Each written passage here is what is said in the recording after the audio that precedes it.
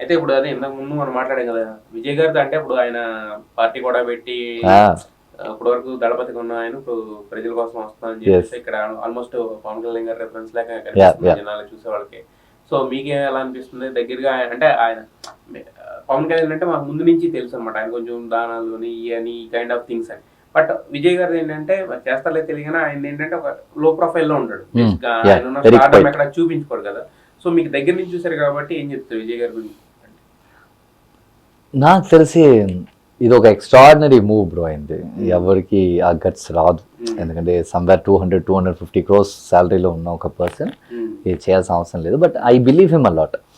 ఎందుకంటే ఆయన రసిగర్ మండలం ఉండేది బ్రో ఆయనకి. ఆ రసిగర్ మండలంలో ఉన్న జనాలు కూడా ఏదో సినిమా రిలీజ్ అవుతే థియేటర్కి వెళ్ళేసి పాలు పోయటం, పూలు విసరటం అది కాదు వాళ్ళకి. సినిమా రిలీజే అవ్వలేదంటే కూడా వాళ్ళు ఏదో ఒక ఏరియాలో ఎవరికో ఒక హెల్ప్ చేస్తూనే ఉంటారు. వాళ్ళ ఫ్యాన్స్ ని ఆయన అలాగే మైండ్ సెట్ చేసి పెట్టాడు. రసిగర్ మండలం, రసిగర్ కదా జనాలు వాళ్ళ ఫ్యాన్స్. సో ఆ రసిగర్ మండలం అంతా కరెక్ట్ గా వచ్చేసి వాళ్ళ ఏరియాలో ఏం ప్రాబ్లం ఉంది, పక్క ఏరియాలో ఏం ప్రాబ్లం, ఇలాగా ఆయన ముందుంచే మైండ్ సెట్ పెట్టేశాడు. సో ఆయన పాలిటిక్స్కి వచ్చినప్పుడు ఆయన చుట్టూ ఉన్న జనాలు దే రెడీగా ఉన్నారు. కానీ మిగతా వాళ్ళకి తెలియదు కదా, మనం వస్తున్నాం అంటే మనం మాత్రమే వస్తాం, మన పక్కన రెడీ చేయం. కానీ ఈయన ఏం చేశాడంటే లాస్ట్ ఒక 5-6 years నుంచి అందరినీ సెట్ చేసి పెట్టి ఇప్పుడు కరెక్ట్ దిగేశాడు. I think it's the best move.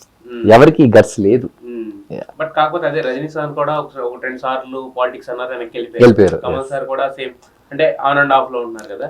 So మరి ఈ మూవ్ ఎంత వరకు సక్సెస్ అవుతుంది బ్రో? నాకు తెలిసిన కొట్టేస్తాడు బ్రో. సోషల్ బికమ్స్ అంటే ఇక్కడ ఫస్ట్ టైం పవన్ కళ్యాణ్ గారు కూడా అలా అనుకున్నా కానీ ఫస్ట్ టైం ఫెయిల్ అయ్యారు.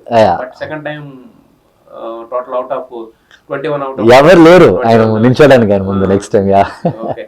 సో మరి అలాంటి అంటే ఈ అంటే కంపారిజన్ ఏముంటుందో వీళ్ళిద్దరికి అసలు? అంటే ఈయనేమో కొంచెం తెలుసు కాబట్టి మాకు ఒక ప్రొఫైల్ ఉంటుంది, ఆయన ఏమో తెలియదు కాబట్టి లో ప్రొఫైల్ మెయింటైన్ చేస్తున్నారు.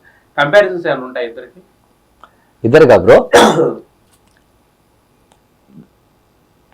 ఏదైనా మాట్లాడాలనుకుంటే యాక్చువల్లీ పట్టుని మాట్లాడేస్తారు విజయ్ గారు. అందుకే హీఈస్ వెరీ క్వైట్. ఆయన ఎందుకు ఎప్పుడు క్వైట్గా ఉంటారంటే కోపం వస్తే అది ఆయన ఏదైనా ఒకటంటే మాట్లాడే పర్సన్ ఆయన.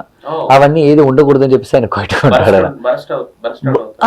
ఉంటుంది కదా బ్రో, ఎవరికి ఉండదు, అది ఉంటుంది బయట చూపించుకోడు అంతే. చూపించుకోరు. ఎస్, ఆయన చూపించుకోడు బయట. ఆయన కోపాన్ని నేను చాలాసార్లు చూశాను, ఆయన ఎక్స్ట్రీమ్ హ్యాపీనెస్ ని కూడా నేను చాలాసార్లు చూశాను. ఇప్పుడు నాకు ఇది కొంచెం చాలా కొత్త.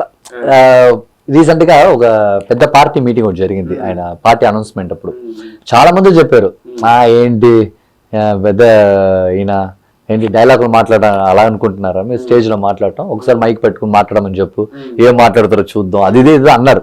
నాకు కూడా ఉండింది డౌట్, ఈయన మామూలుగానే ఏం మాట్లాడు బయట మైక్ పట్టుకుంటే ఏం మాట్లాడతా అనుకున్నాను. కానీ అది టోటల్ గా వేరు. There I saw real original Vijay.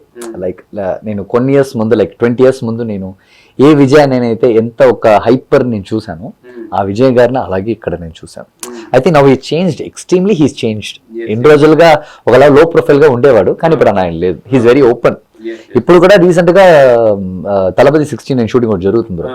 ఆ షూటింగ్ స్పాట్ లో పనిచేసే వాళ్ళు చెప్తున్నారు ప్రీవియస్ మూవీలో కూడా ఆయన ఇంత ఫ్రీగా ఉండింది లేదు, ఈ సినిమాలో ఎక్స్ట్రీమ్ ఫ్రీగా ఉన్నాడు, అందరితోనే వెళ్ళి మాట్లాడుతున్నాడు, వెళ్ళి తింటున్నాడు, గట్టిగా పట్టుకుంటున్నాడు, ఆడుకుంటున్నాడు అని చెప్పేసి. ఐ థింక్ ఇప్పుడు ఆయన ఆ జోన్ కి వచ్చేసాడు. So this is very new for me and work out.